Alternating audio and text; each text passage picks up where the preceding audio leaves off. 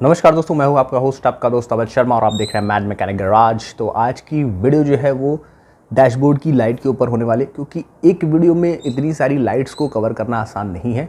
तो हर वीडियो में जो है 5-5 लाइट्स को कवर करेंगे और उनकी प्रॉब्लम्स जो है वो हम डिस्कस करेंगे। ठीक है, तो आज की वीडियो में हम सिर्फ 5 लाइट ली है, उनके बारे में आज बताऊँगा, तो वीडियो को पूरी देखिएगा। तो चलिए वीडियो शुरू करते हैं। पहला है hand brake warning. Hand brake warning 2 कारण से खराब होती है, या तो आपका स्विच खराब हो जाए या फिर आपका एबीएस में प्रॉब्लम होगा, तब जो है आपकी हैंड ब्रेक की लाइट आएगी, या तो आपके ओवरऑल ब्रेक में कहीं भी कोई इलेक्ट्रॉनिक फॉल्ट होगा या कोई भी फॉल्ट होगा।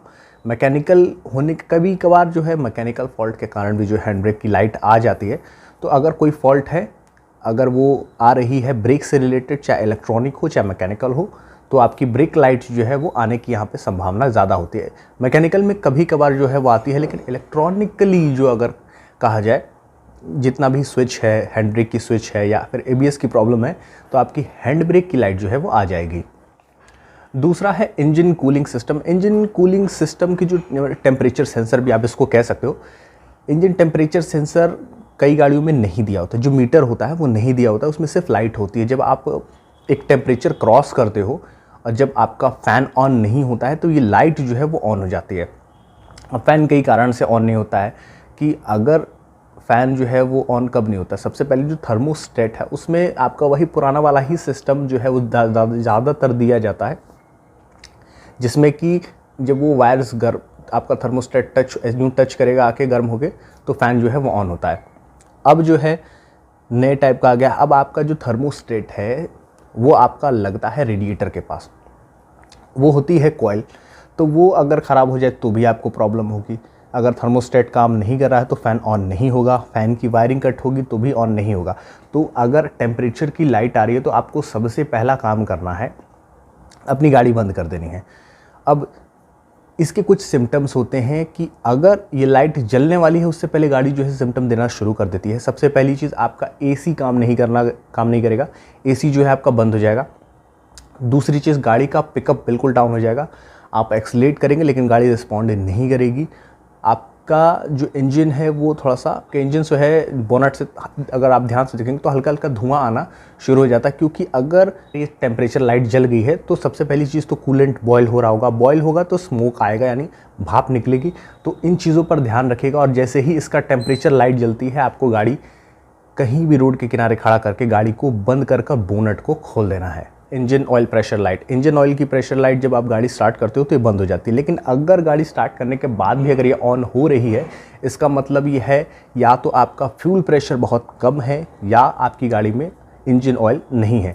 तो अगर इस ऐसी मतलब गाड़ी स्टार्ट करने के बाद अगर वो ऑन होता है, तो सबसे पहला काम अपनी गाड़ी को स्टार्ट ना करें। सबसे पहले उसे कहीं भी है उसको तुरंत खड़ा करके गाड़ी को बंद कर दें, क्योंकि अगर आप उस पर गाड़ी चलाते हैं तो सबसे पहली चीज़ क्या होती है कि आपका इंजन खुलने की नौबत आ जाती है वहाँ पे। लेकिन अगर आप थोड़ा सा अगर दिमाग से काम लेते हैं, गाड़ी को रोक देते हैं और गाड़ी को टो करा लेते हैं, वहाँ पर क्या होता है कि सिर्फ आपका ऑयल पंप चेंज होगा और आपका इंजन जो है यहाँ पर सेफ़ रहेगा।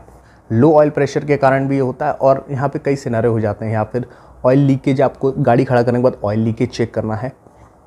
दूसरा, अगर ऑयल लीकेज नहीं है तो फिर आप ऑयल लेवल चेक करिए। ऑयल लेवल भी पूरा है, इसका मतलब जो है या तो नीचे की जाली जाम हो गई होगी या फिर आपका ऑयल पंप जो है वो फेल हो गया है।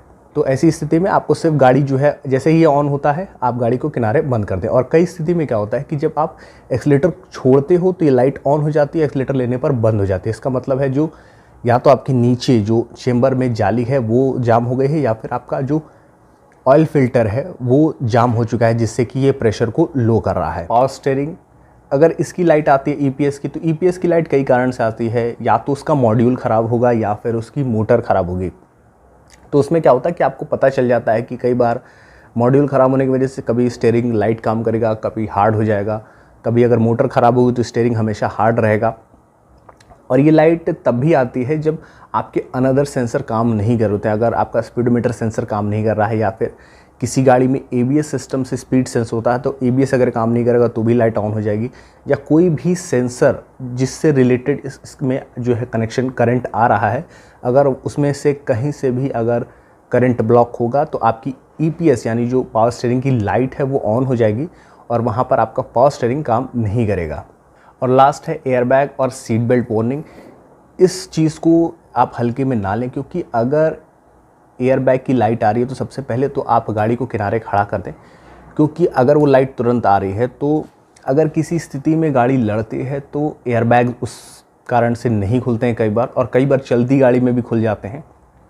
और ये बहुत कॉम्प्लिकेटेड चीज़ है, क्योंकि क्या होता है कि जब एयरबैग की लाइट आती है तो उस वहाँ पे थोड़ा सावधानी बरतना पड़ता है। जैसे ही लाइट आए आपको स्टीयरिंग और सीट के बीच में जो है वो डिस्टेंस क्रिएट कर लेनी, मतलब आप अपनी सीट को पीछे ढकेल लीजिएगा, क्योंकि क्या होता है कि जब झटका लगता है तो कभी भी खुल सकता है, उसमें कोई दो राय नहीं, मतलब। लेकिन अगर कहा जाए 10 में से कोई एक केस ऐसा होता है कि एयरबैग चलती गाड़ी में खुल जाते हैं या फिर एक्सीडेंट के टाइम पे नहीं खुलते हैं, तो आपको वहाँ से सीट से थोड़ी दूरी बना लेनी है और फिर आप गाड़ी चलाएं, और गाड़ी को स्लो ही चलाएं, क्योंकि क्या होता है कि जब आप ज़्यादा स्पीड में चलाएंगे तो सेंसर की वजह से कुछ भी दिक्कत हो सकती है।